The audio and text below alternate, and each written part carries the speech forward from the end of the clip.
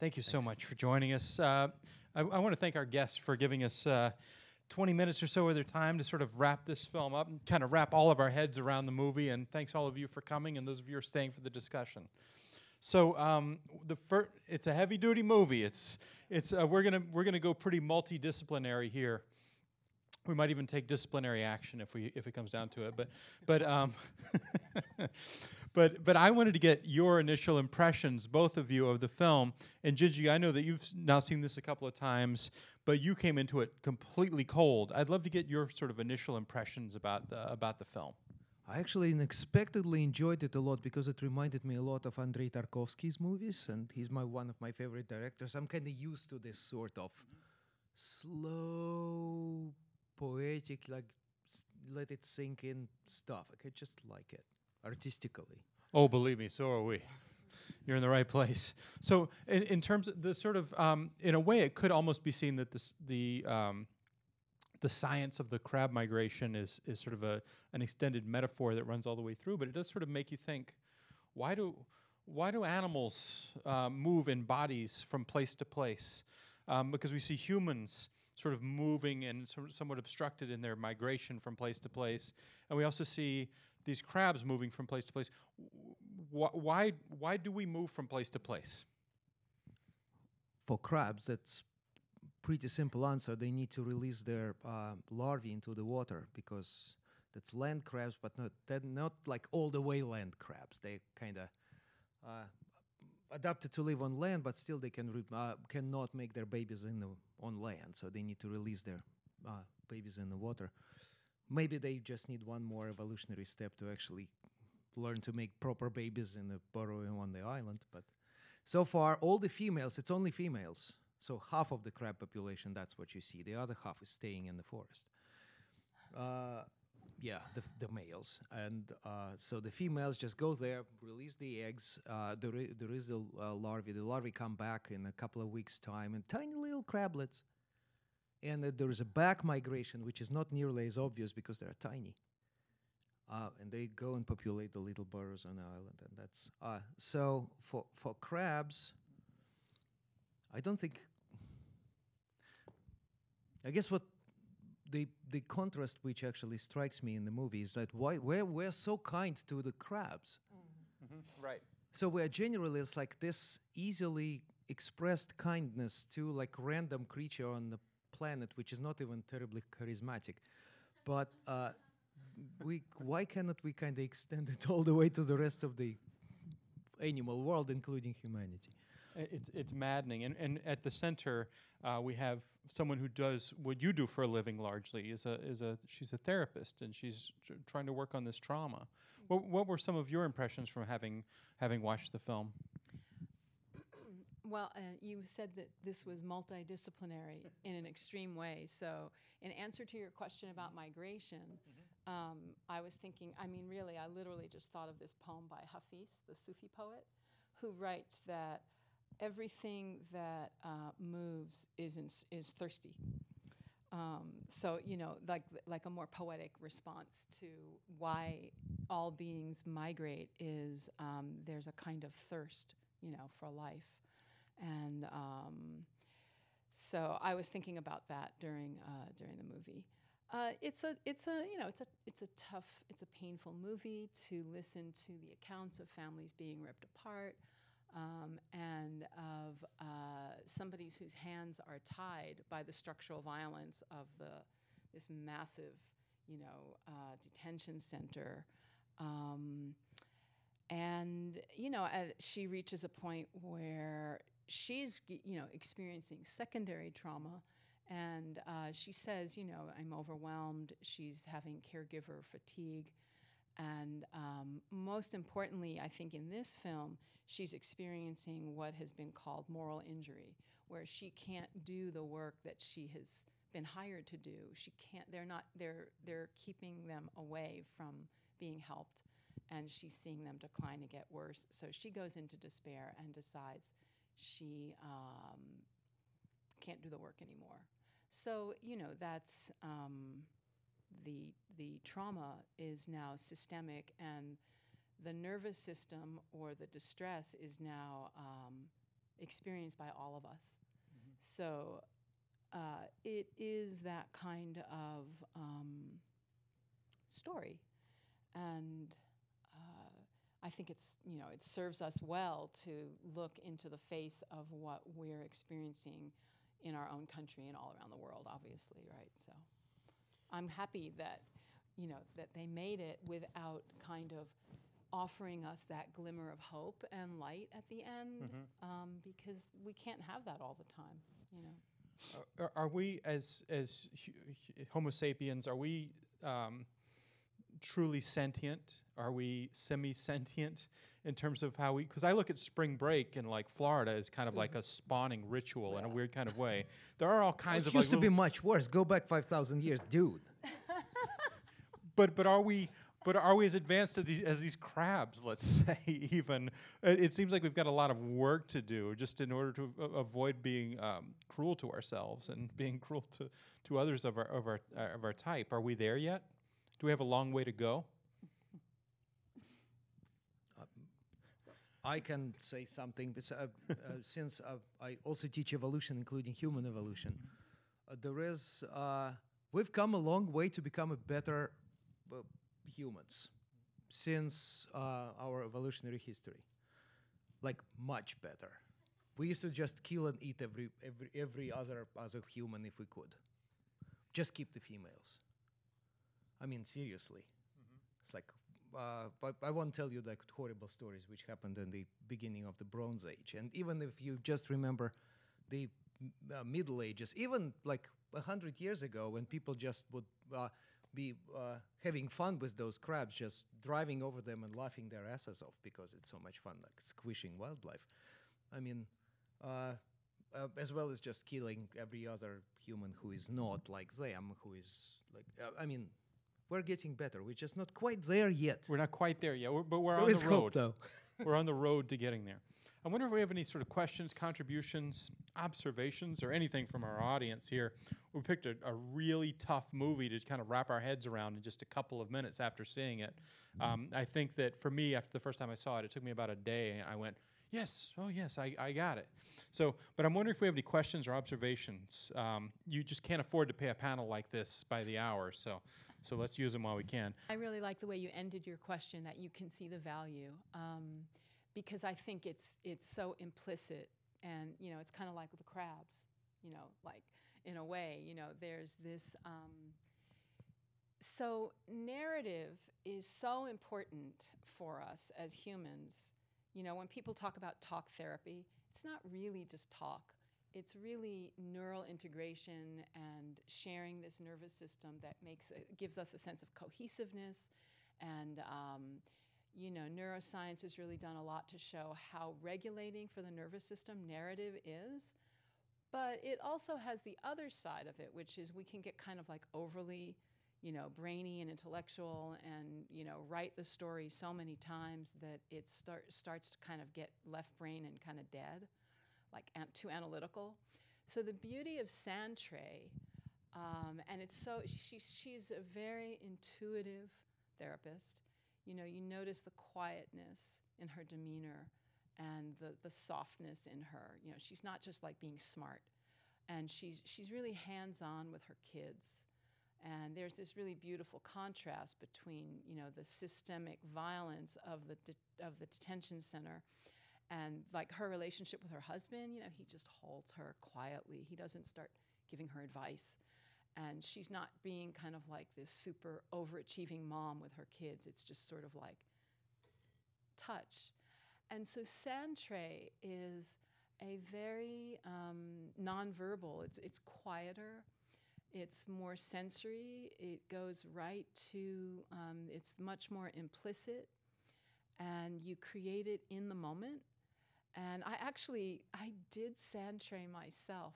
I am not joking, yesterday with a friend of mine. I went to see her new office. And for somebody like me who's kind of overly story-oriented, my own narrative and my ideas and blah, blah, blah, I loved it. And I do Sandtray myself, but to be the client, so to speak, it's a very You know, there's so much of our communication is nonverbal, and we're not that culture. You know, we're like a yak, yada yada culture.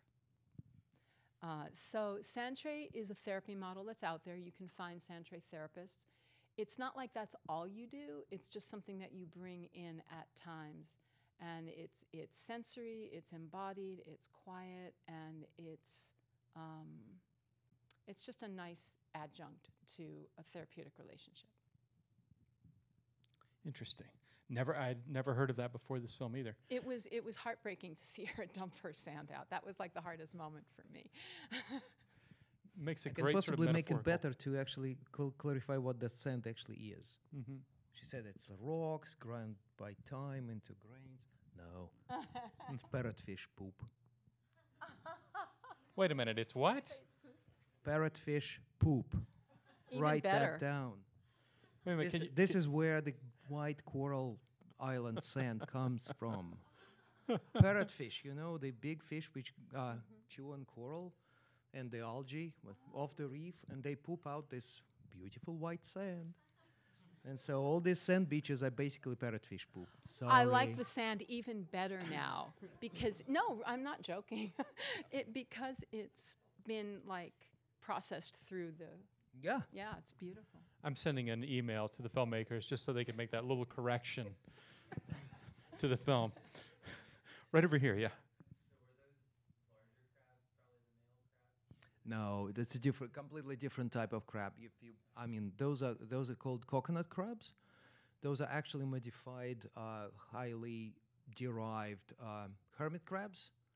You may just see that they only have 4 walking legs instead of 4. 2 pairs instead of 4 pairs. They basically look like a huge hermit crab without the shell, and they are fully land-living, mega huge crabs, and they are prized for food qualities. They taste just like coconut. They eat coconuts. If that's the case, how could one live 70 years, as we were sort of led to believe? I doubt that. Yeah. I'm not sure where this data come from, but I cannot confirm I or wonder. deny that claim. I don't know my coconut crabs nearly well enough. If there, I mean, just generally in nature, it's my impression that delicious things have lower lifespans. Yeah, Yeah. that's yes, that's true. That's straight from a layman, folks. I happen to know a little bit about this from doing research, and it's been it has been a political flashpoint in elections, very much in the way that sort of asylum is a political flashpoint in America, and will be, one hopes, a flashpoint in the next election. But yeah, it is a point of contention, and Australians are very aware of it. It's one of the big sort of dividing lines between right-wingers and left-wingers. So a good number of people would like to see more asylum seekers make it to Australia. That's not a scientific question, but I just like to point out that Australians are much better in this regard than people in this country. much And the better than general institutions of that type in this country are ridiculously much more worse. So, and more numerous. Australia probably has just one. That one. right. You saw it. Mm-hmm. And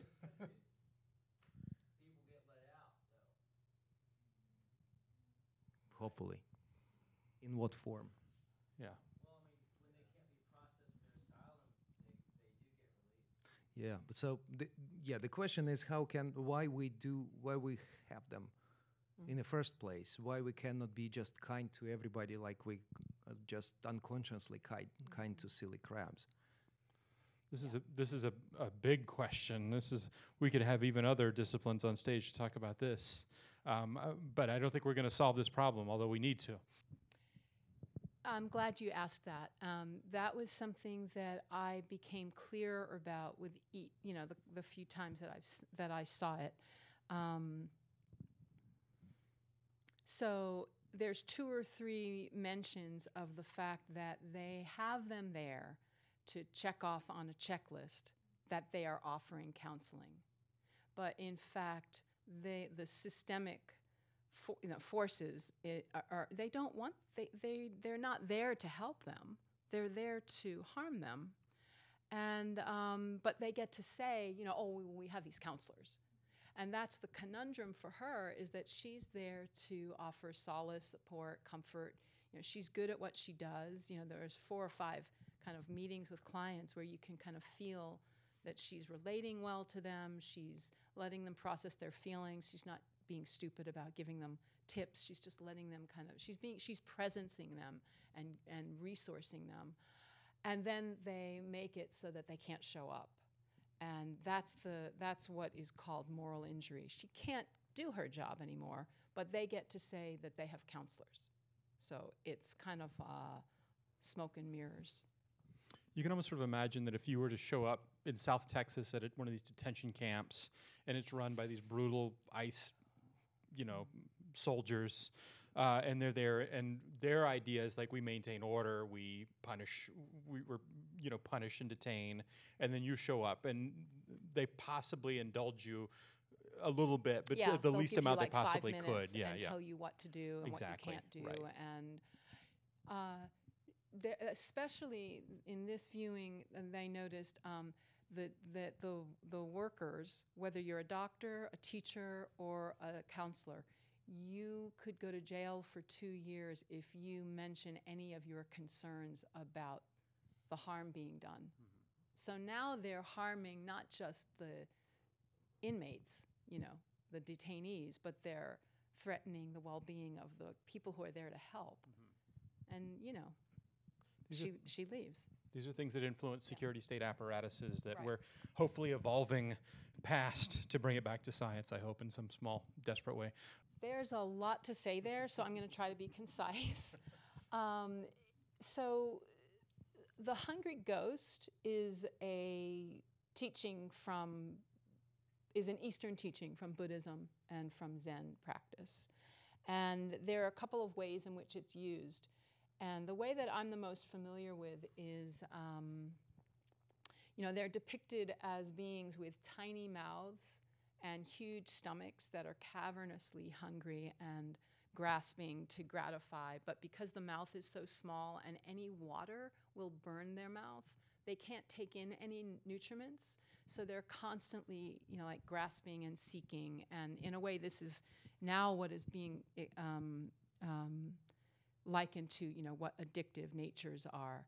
And not just substance use, but like consumption. So like all of us are kind of on the spectrum of hungry ghosts, because we're always like grasping for something, a new hat, or, like better, more exercise or technology or sex or food or alcohol or what have you. In this story, it's... All of the above. In this story, it's a more general metaphor of just a lost soul that has not been allowed to cross over to safety and security and home. And, I think that, so it's interesting. We don't know any of those clients' names in each session. We hear about Muhammad and Amin, Ahmed at the end, but we don't know which is which. You can kind of figure out which is which. And so they're nameless. And, there's like a depersonalization there. And it's the same for the Chinese immigrants who came to the island, who were died as minors, were not named, were not identified. So they're hungry ghosts in the sense that they are not given a home. And they're just wandering, and there's a sense of lostness that prevails and is now like intergenerational on that island, which is named Christmas. Which there's another lost and wandering story there. So heavy. Sorry. Quite all right. I could, or maybe I should, add about hungry ghosts, because I kind of had a couple of brushes with Buddhist culture. Mm-hmm.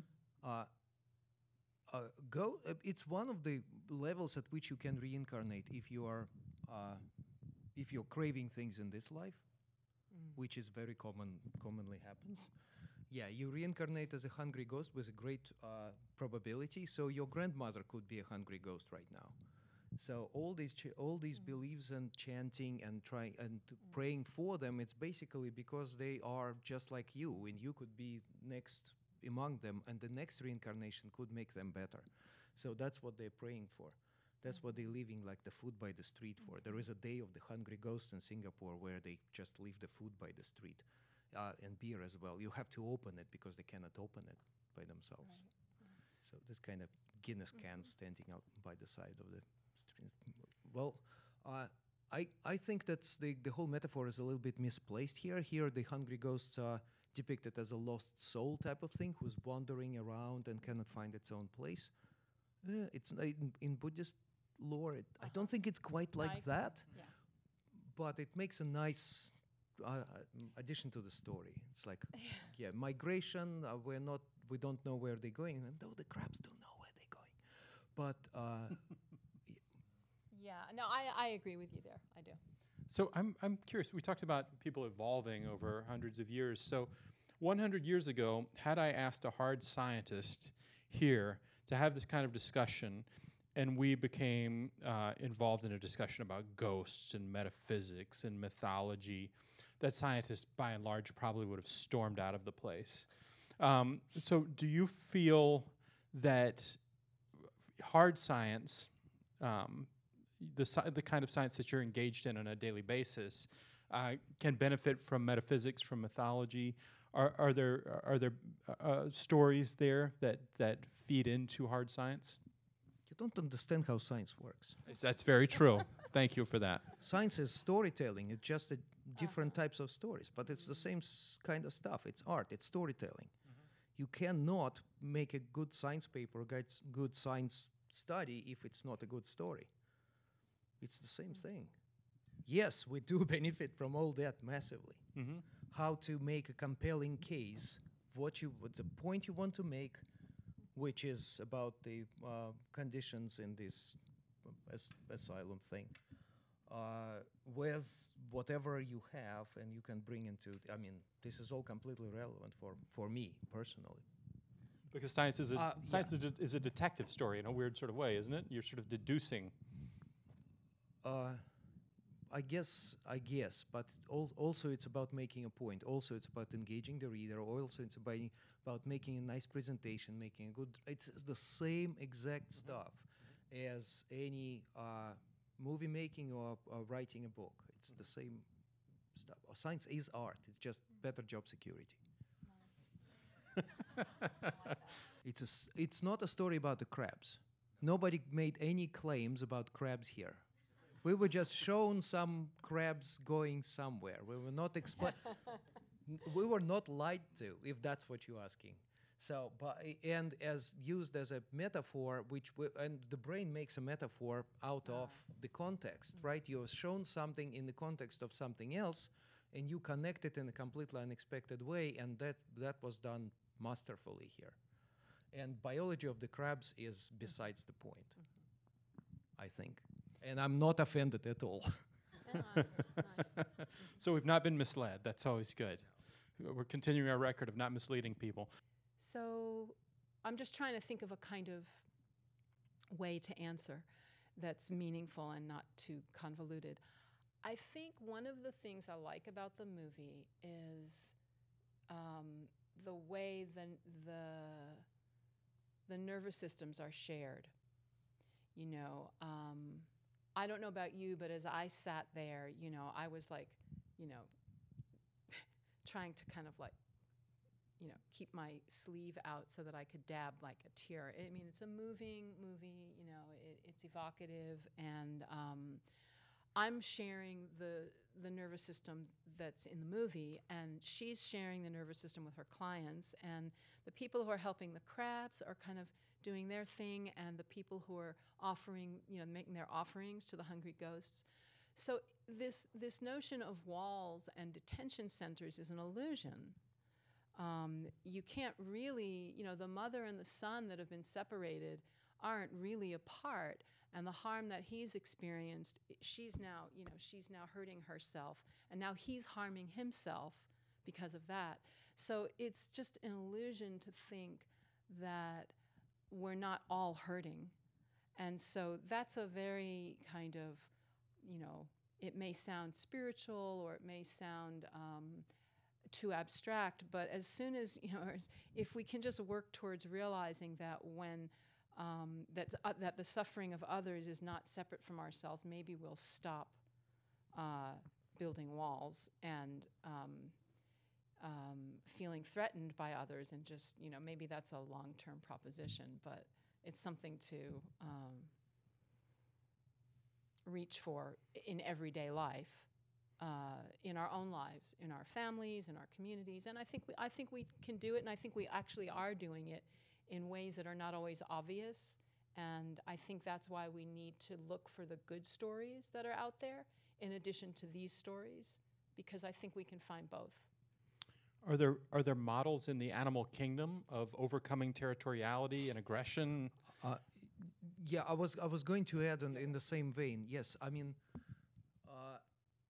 in a way, we're fighting our caveman instincts, which we've been a hunter-gatherer society until about 300 generations ago, which means that in evolutionary terms, we're still hunter-gatherers, tribal people living in caves, trying to organize into groups and protect our people against their people.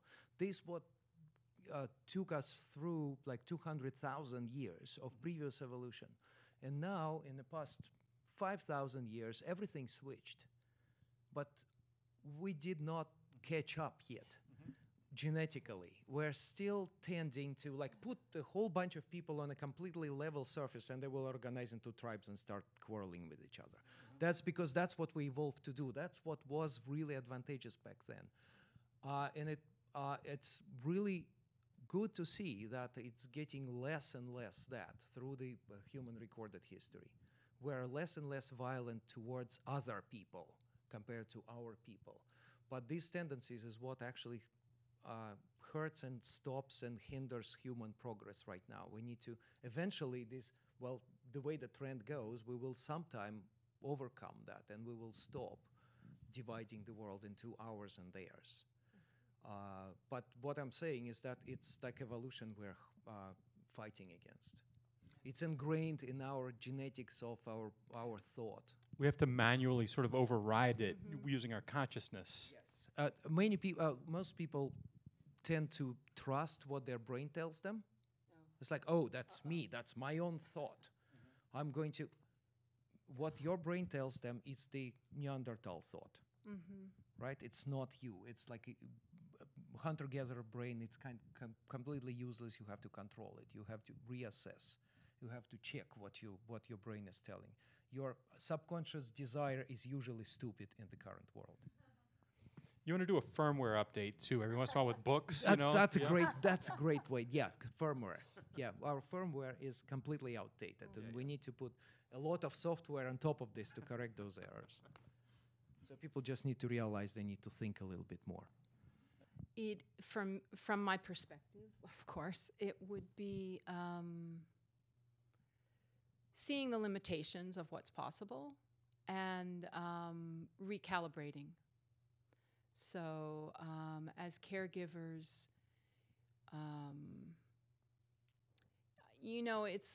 I actually don't like to use the word healer. Ugh, it's just a little stinky for me, healer. It's like I think of myself as somebody who's with people, who bears witness to their experience, who, offers compassionate presence, things like that. And so somebody working in are you talking about in a detention center environment like that? Yeah. Well, first of all, I think we need to really be clear about the system that we're working in and not have any, just to really know the system and see the limitations. When I talk, maybe the term moral injury is a little too sort of like a phrase or a term. We're talking about where your integrity of work is jeopardized. You can't really do much. So you do what you can. You be with, you care, and you presence, but you have to stay resourced. If you're not going to stay resourced as a caregiver, you're going to go into despair. You're going to experience empathic distress, secondary trauma, caregiver fatigue and burnout, and moral injury. So, a lot of people who do that work do it for a little while, and then they find other work because they don't want to take themselves down. And so there's an ethics of care in an environment like that. There's an organization here in Austin, I forget the exact name of it, but they work with victims of torture and terrorism. I can't remember the exact name of it, but they do that kind of work. Refugee Services of Austin? Yeah, I can't remember. And, you know, they actually had a name change, but they're dealing with that kind of trauma. And so there's a lot of awareness of care, of the ethics of care. It's not like ethics like in the board ethics of confidentiality and forms and HIPAA and things like that. This is a deeper level of ethics, which is, you know, are you cut out for it?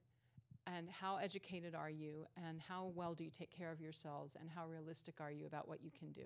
Does that help a little bit? If you want anything a little more nuanced than that, you know, find me afterwards. Well, I want to thank our guest, Misha Matz, and also Jinji Willingham for joining us for this very special discussion. It's been a tough movie to wrap our heads around, and I think we've gotten at least a third of the way there. So thank you guys both so much. I really appreciate it. Thanks all of you.